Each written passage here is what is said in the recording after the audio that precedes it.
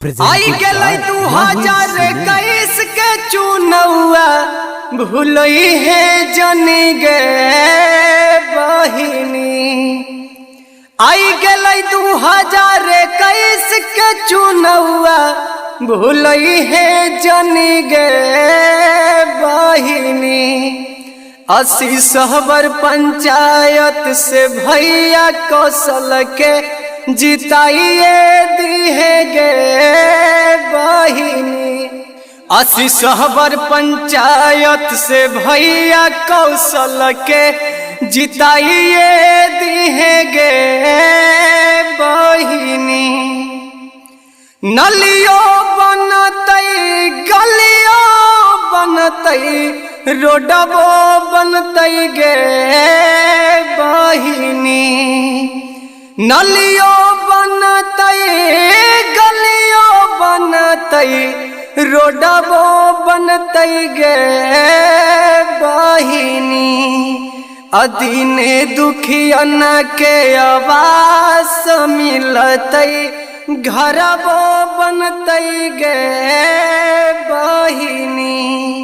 अदीने दुखियन के आवास मिलतई घरबा बनतई गे बहिनी। सिसबर पंचायत के सूतला भगिया जगाइए दी है गे बहिनी। सिसबर पंचायत के सूतला भगिया जगाइए दी है गे बहिनी। आया बाकी बेर मुखिया भैया कौशल के बनाइए दी है गे बहिनी। आया बाकी बेर मुखिया भैया कौशल के बनाइए दी है गे बहिनी।